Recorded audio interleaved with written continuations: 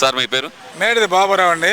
Sir ఏం చేస్తుంటారు sir? నేను 40 సంవత్సరాల నుంచి ఆంధ్రప్రదేశ్ షెడ్యూల్ క్యాస్ట్ వెల్ఫేర్ అసోసియేషన్లో సెక్రటరీ జనరల్ చేశాను. అందులో స్టేట్ బ్యాంక్ ఆఫ్ ఇండియాలో SC/ST ఎంప్లాయీస్కి all India federation secretary general చేశాను. 2 రాష్ట్రాల ప్రెసిడెంట్ చేశాను. ఇప్పుడైతే నేను ఇప్పుడు ప్రెసిడెంట్ వచ్చేతలకి ఆంధ్రప్రదేశ్లో ప్రభుత్వం మారింది, ఎలా అనిపిస్తుంది సార్ మీకు?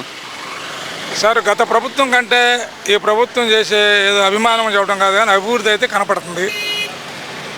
అలాగనే చంద్రబాబు నాయుడు గారు చొరువు కానీ ఆయనకున్నటువంటి సీనియారిటీ కానీ ఆయనకున్నటువంటి తెలివితేటలను ఉపయోగించి కేంద్ర ప్రభుత్వం నుంచి మొన్న జరిగినటువంటి బడ్జెట్ ఎలోకేషన్లో ఆంధ్రప్రదేశ్కి అన్ని విధాలుగా బడ్జెట్ రాబట్టే దానిలో కూడా బాగా మంచి పాత్ర పోషించాడు.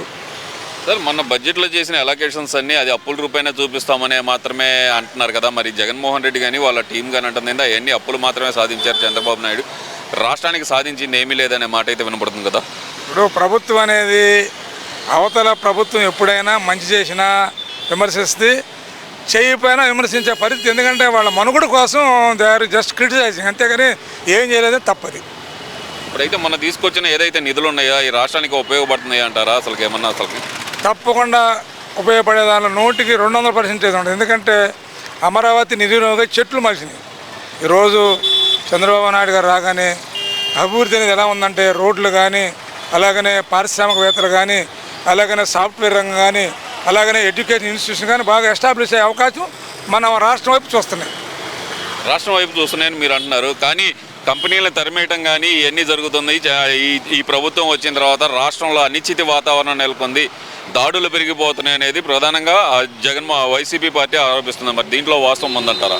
దాడులు అనేది ఇన్ని కోట్ల మందిలో జరుగుతూ ఉండటం అనేది తప్పే, కానీ కొత్తగా వచ్చింది వీళ్ళ మీద నేరం మోపేకంటే గత ప్రభుత్వం కూడా చేసిందా లేదని ఒకసారి నెమరు వేసుకోమని నేను క్వశ్చన్ చేస్తున్నాను. దానిలో భాగంగా గతంలో కూడా ఒక డాక్టరు, ఎడ్యుకేటెడ్ ఉన్న డాక్టరు మాస్క్ విషయంలో ఆయన నడి రోడ్ల మీద పోలీసు వాళ్ళు పెడరెక్కలు విరగదీసి కట్టేస్తే మానసికంగా చనిపోయినటువంటి సుధాకర్ గారిని ఒకసారి చూసుకోండి ఎగ్జాంపుల్. దాడులు అన్ని చోట్ల జరిగినాయి. అప్పుడు వాళ్ళ ప్రభుత్వంలో కొన్ని వందలు జరిగినాయి. మేము ఒక దళిత ఎంప్లాయీస్ కూడా మేము ఖండించే పరిస్థితులు కూడా ఉన్నాయి. అప్పుడు బజార్ ఎక్కితే కూడా అరెస్ట్ చేసే పరిస్థితులు ఉన్నాయి. కాబట్టి ఆ విమర్శించే హక్కు వాళ్ళకి లేదు. సార్ మరి 50 రోజుల్లో ఈ ప్రభుత్వం సాధించింది ఏం సాధించింది అనుకుంటున్నారు మరి మీరు? ఇప్పుడు ప్రభుత్వం సాధించిందంటే ఇప్పుడు అన్నప్రాసన రోజున ఆవకాయ పత్రం ఎవరు పెట్టరు పిల్లోడికి.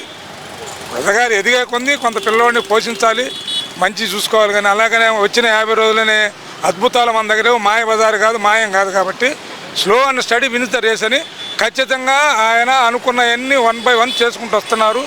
మరీ ముఖ్యంగా గత ప్రభుత్వంలో ఇసుక అనేది చాలా పెద్ద ప్రాబ్లం. 25 లక్షల మంది ఉపాధి కోల్పోయారు కార్మికులు అప్పుడు. కానీ ఈరోజు ఇసుక ఇవ్వటం వల్ల కొంత ఖర్చు ఉన్నప్పటికీ ప్రజలు సంతోషంగా ఉన్నారని మాత్రం నేను భావిస్తున్నాను. ఆ ఇసుక కూడా 1314 పెట్టి 100 పెట్టి కొనటం కూడా అది ఫ్రీ ఇసుక కిందకి ఎలా వస్తుందనే వాదన ఉంది కదా.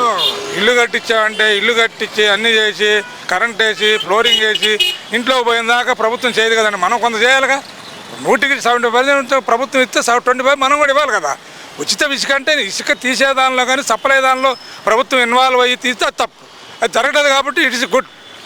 సరే, ఇక్కడ ఇంకో విషయం కనుక చూసుకుంటే కనుక ఈ 50 రోజుల్లో రాష్ట్రంలో అరాచకాలు పెరిగిపోయినాయి. మేము ఉన్నప్పుడు అంతా ప్రశాంతమైన వాతావరణం ఉన్నది, గొడవలు లేవు, ఎక్కడ హత్యలు లేవు.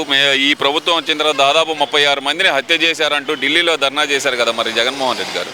ఢిల్లీలో ధర్నాది ప్రభుత్వం మనుగడ కోసమని మేము భావిస్తున్నాం. కానీ హత్యలు, కారుణ్యాలు, మరి అటాక్ దాడులు చేయడం అనేది ఏ ప్రభుత్వం అయినా జరుగుతుంది. ఈ ప్రభుత్వంలో అక్కడక్కడ జరిగింది. ఎవరు కూడా చేయమని చెప్పరు. ఏ రాజకీయ నాయకులు, ప్రజాప్రతినిధులు, ఎమ్మెల్యేలు కావచ్చు, ఎంపీలు కావచ్చు చెప్పరు.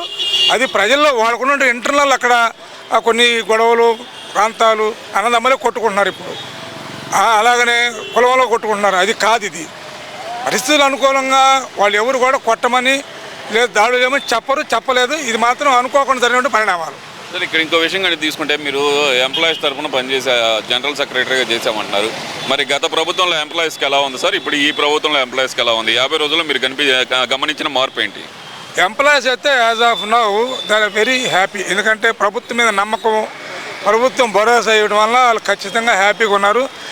గత ప్రభుత్వంలో ఎంప్లాయీస్ గొడవ స్ట్రైక్ చేసినా, ధర్నాలు చేసినా కూడా ఎంప్లాయీస్ మీద కూడా అణిచివేతకి గురయ్యారు. కానీ సాధించిన కూడా ఎంప్లాయీస్ ఏం లేదు.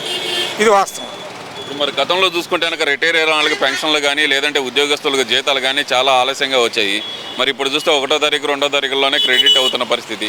మరి ఇంకా చూస్తేనేమో ఆర్థిక పరిస్థితి బాగా లేదు, రాష్ట్రం దివాలా తీస్తుంది అంటే దివాలా తీస్తుంది అంటూ గతంలోనే ఇదే ఇప్పుడు అధికార పక్షంలో ఉన్న చంద్రబాబు నాయుడు గారు కానీ లేదంటే కనుక పవన్ కళ్యాణ్ గారు కానీ వీళ్ళందరూ చెప్పారు.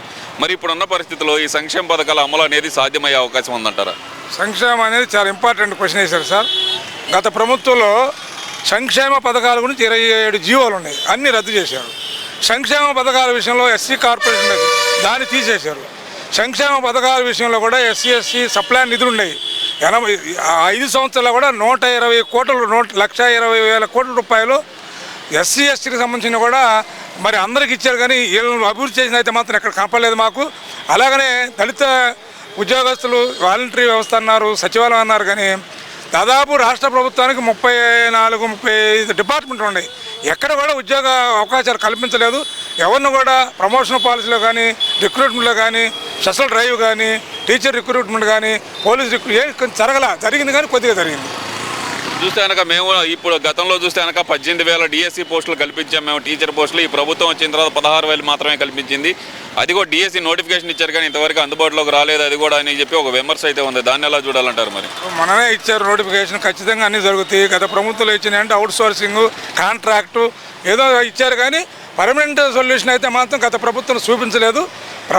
ఎంప్లాయీస్ సర్వీస్ ఉన్నప్పటికీ మరి వాళ్ళు రిటైర్డ్ అయితే టయానికి ఇచ్చే డబ్బులు పరిస్థితి లేదు. వాళ్ళ పిల్లలకి పెళ్ళిళ్ళు అయితే మరి వాళ్ళకి అడ్వాన్స్ ఇచ్చే పరిస్థితి లేదు. వాళ్ళు చాలా సఫర్ అయ్యారు.